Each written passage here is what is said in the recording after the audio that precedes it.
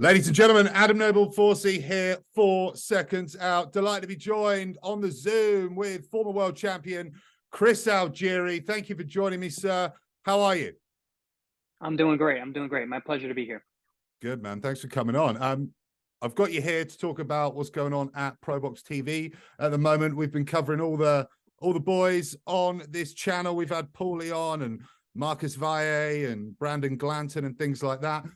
You are one of the new commentators at the platform.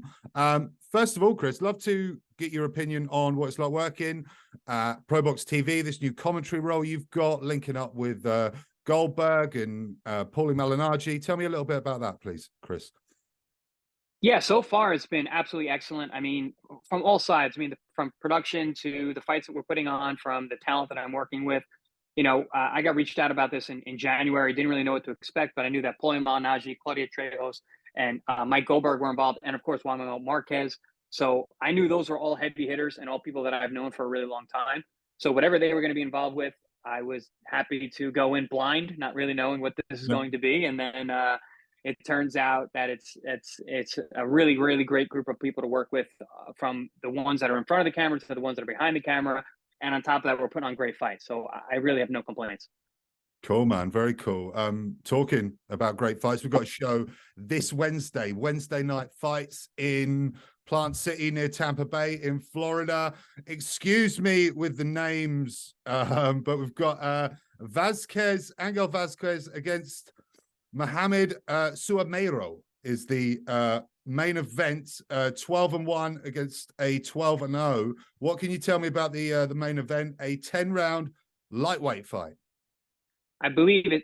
He told us. I hope I don't mess this. I think it's Suamero, but Suamero. Yeah, Mohammed. Yeah, I mean it's a good matchup.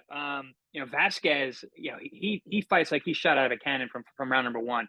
So he's going to come out guns blazing. Punches really well, especially with the left hook, doubles, triples that thing up. And he hits the body well. He's a come forward kind of guy, leaves himself open at times. So there's going to be opportunities for Mohammed to get in there and counter. He's more of kind of like a hands high, fights behind the guard, counter puncher, says, you know, he likes to throw punches and be aggressive as well. So I think both guys are going to do what they say they did in the fighter meeting. They're going to meet in the center and they're going to throw bombs.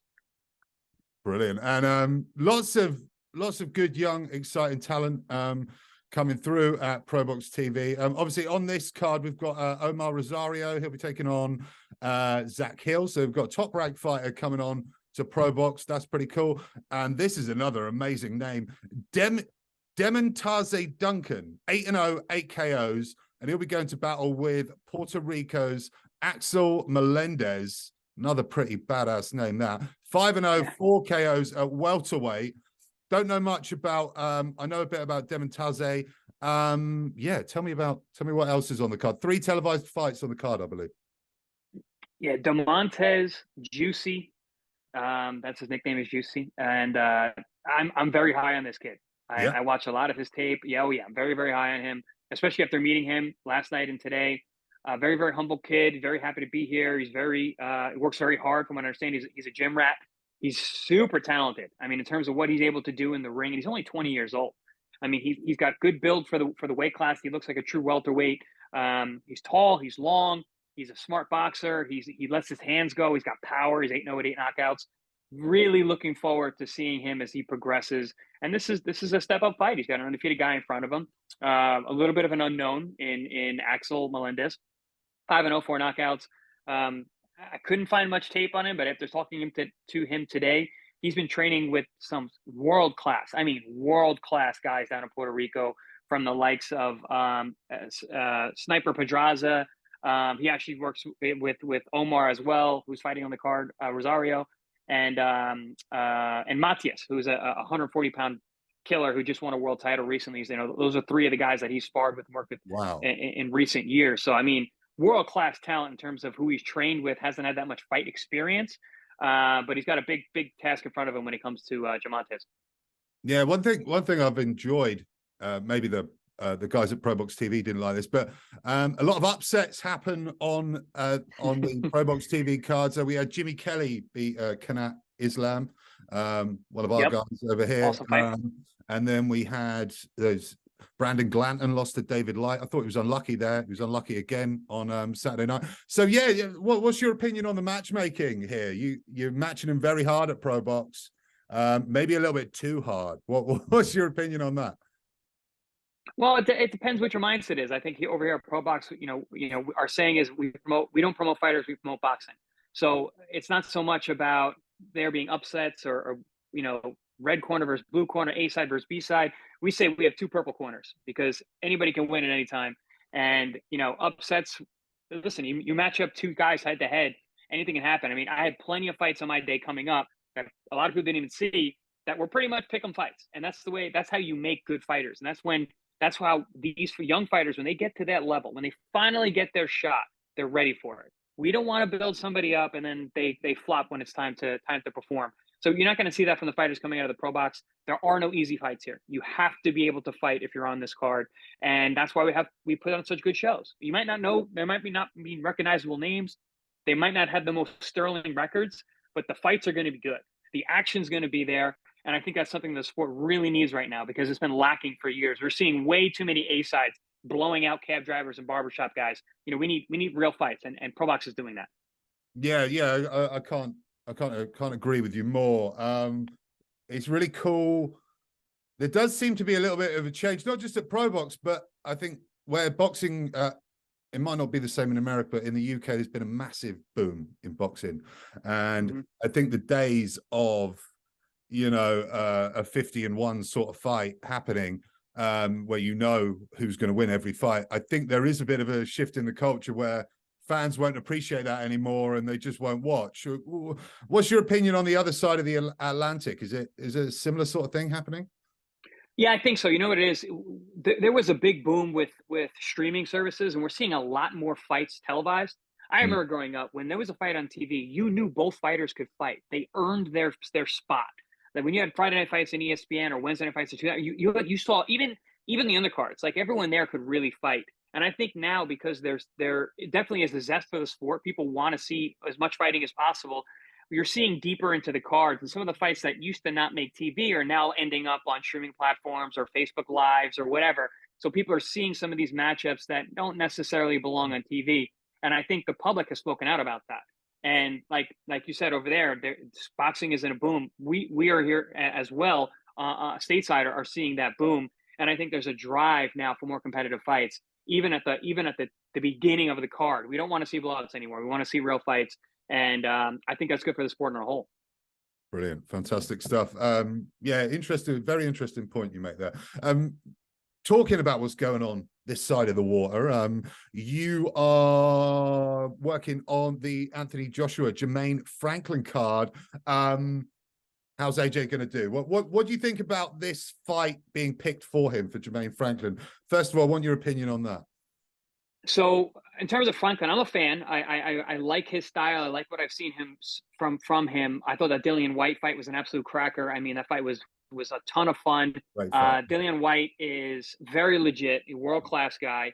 Definitely a little long in the tooth in terms of where he's at in his career, but it's still a very legitimate world-class guy, and he's got real power. So for Franklin to hang in there and take the big shots that he took from Dillian White is a sign that he's got some goods at the world-class level. A little odd that coming off of a loss, you get an Anthony Joshua fight, but Joshua's also coming off a loss, so I see where there's an argument for it. But in terms of pen to paper and X's and O's in boxing, I like the fight. It's a good fight, I think, for Joshua on the comeback trail to get back into the fight. He had two back-to-back losses to Alexander Usyk, who is pound for pound arguably the best fighter in the world. So yeah, this is the kind of fight where I think he's going to be tested. He's got someone in front of him who's durable, someone who has fast hands, someone who throws combinations, and I'm hoping that AJ can go back to the well one more time and be the phenomenal athlete that he truly is. I am a huge Anthony Joshua fan. I think when Anthony Joshua is alive and well and doing what he's doing and knocking guys out, it's good for boxing. So I think this is a nice test for Anthony. It's not a walkover by any means. He's got someone in front of him who's hungry, who's coming off a loss himself, wants to win, has fast hands, which we've seen. Fast hands can give Joshua some trouble. Alexander Usyk, guy with fast hands. Andy Ruiz, guy with fast hands. So there are places for Franklin to get in there and not only win rounds but potentially win the fight. So it's not an easy fight for Joshua, but I think it's going to be very indicative of what we're going to see moving forward from Anthony Joshua. What do you think we will see moving forward from Anthony Joshua? Are we going to see, because we sort of saw him, he was kind of stuck in between sort of two different styles of fighter, I thought, especially in the Pulev fight. He should have taken him out a lot earlier. What's your opinion there, Chris? I think a lot of it has to do with him mentally, you know, in terms of having the losses, and he got hurt in a couple fights, and then, you know, certain things going on in his career inside and outside of the ring. Also switching trainers. You know, this is his third trainer in, I think, 3 or 4 fights. But I like Derek James as the coach for him. I think if we look at the body of work of Derek James in terms of his stable of fighters, the Charlo brothers, and you've got Errol Spence, and then guys like Frank Martin, you know, they're all good combination punchers. You know, they pick their spots, they let their hands go. And if you look back, when Anthony Joshua is at his best, of course, he's got beautiful boxing skills. He's got the high-level amateur career. He's tall, he's long, he's got a brilliant jab. But he used to throw a lot more combinations and power punches. He's been jabbing a lot more last couple fights without building on that, which I think is what is missing now. And if Derek James could get him to build off the beautiful jab that he has and throw the combinations that he was known for when he was knocking guys out left and right, I think we could see a resurgence of Anthony Joshua. Well, you answered my next question for me there. So brilliant, great insight into that, Chris. We were talking a second ago about great fights not being made. Obviously, we got Alexander Usyk, Tyson Fury. Everyone wants it to happen. It's not happening. Your opinion? I think it will happen. I think it needs to happen. I think there's too much money involved on both sides and everything surrounding that. I mean, it's a legitimately, possibly the most lucrative fight in boxing history between those two, and getting an undisputed heavyweight champion. And listen, everybody looks to the heavyweights. Everybody looks to the heavyweight champion. Everybody wants one champion in every weight class, but especially heavyweight. So I think that the push and the drive for this sport to happen, along with the money, because it's always a business, is going to really help propel this fight to actually happening. Barring something crazy happening from either side, you know, especially from Tyson Fury, because he's very unpredictable, I do believe this fight will happen. I just think that the timeline that has been set for it is a little bit unrealistic. It's too short a time to think that fight can happen as early as May or whatever they're saying. So I would expect maybe a summer, if not an early fall, for that fight. And I think everybody's going to tune in. I sure as hell will. Yeah, that's interesting, actually. So from USA perspective, obviously the Klitschko's weren't that big in America. Well, they weren't even that big in the UK, to be honest. They weren't sort of as globally appealing as it sounds like people like Usyk and Fury are, non-American fighters. So yeah, especially Fury. People love. Yeah, well, he's been over there, hasn't he? So the fans over there, this is just, you know, this is a serious heavyweight fight, and everyone wants to watch this. Oh, absolutely. I mean, Tyson Fury, I mean, I've had the pleasure to work a couple of his fights for Top Rank when he was fighting over here stateside in Las Vegas, and have him in fighter meetings. I mean, his aura is bigger than life. Granted, he's a big guy, but he's even bigger in person, because he's got this aura that he exudes, and he comes in and he demands attention. And I think that builds him and makes him stronger as he goes. He absorbs that energy from the people around him. And I think the American fans really took to that. They like their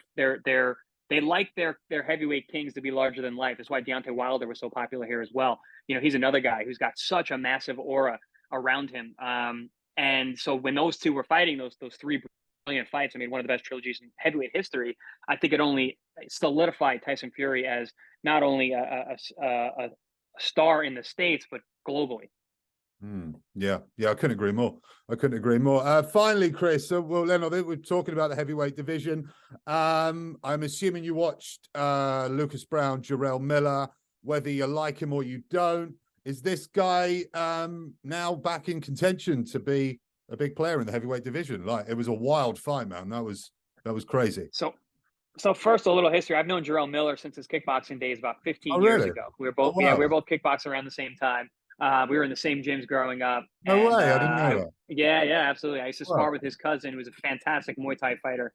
I sparred with him during my kickboxing career and my boxing career. And so I've known Jarrell forever from the New York gyms. And I mean, he is a super talented guy, physically, such a physical specimen in terms of his athleticism for such a big guy. You know, he's 330 pounds. He can still kick a guy his height in his head. It's incredible what he's able to do, and he throws tons of punches for such a big guy. With the Lucas Brown fight, I mean, that was a barn burner. I didn't think Lucas Brown had that much left in the tank, but he came out swinging. He didn't want to go down without a fight. Regardless of whether Jarrell is, back in title contention and fighting some of the top guys, it's going to be fun while he's out there. So I think that kind of performance propels him into some of these big fights. And listen, he's still undefeated. So regardless, I think he jumps right back into the picture just based on the numbers alone. I mean, he's got a great record. He's undefeated. He's got tons of knockouts. He just put on a highlight fight that is going to be clipped forever. So yeah, I wouldn't be surprised if you saw him in a big fight sometime soon. Yeah, there's talk about him fighting Daniel Dubois. How would you see that one going? I think he takes good fight. Good fight. I mean, the thing about Jarrell is the activity. There's few heavyweights that throw as many punches as he does and is consistent round to round to round. Plus, you got a guy who's over 300 pounds. Even when he's in shape, he's around 300 pounds. So, yeah, he's a serious guy to deal with for anyone in the division. I mean, he is a true super heavyweight. Yeah, definitely. Well, it's good to have more heavyweights in quite a shallow division, I think is the best way to put it. Chris, thank you so much. It's been really nice talking to you. Thanks for coming on Seconds Out. Good luck on Wednesday with the show. Everyone tune into ProBox TV. You will not be disappointed. Chris Algieri, thank you very much, sir. Absolutely. My pleasure.